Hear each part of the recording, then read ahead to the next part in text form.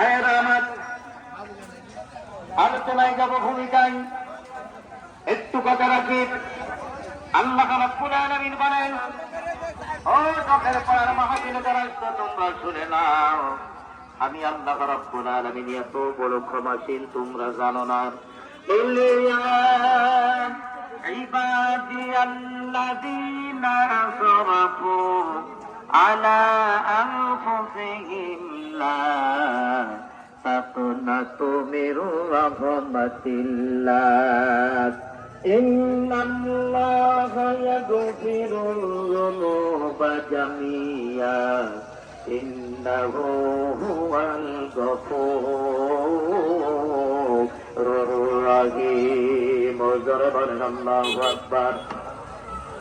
আমার আল্লাহ ডাককে বলে, রে বান্দা, ভুল করে যদি ফিরে আই, অন্যায় করে যদি ফিরে আই, গুনাহ করে যদি ফিরে আই, আমি আল্লাহ রাব্বুল আলামিনের দরবারে সারেন্ডার কর।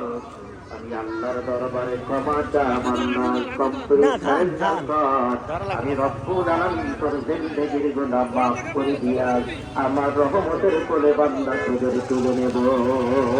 সুবহানাল্লাহ। কে বলছো?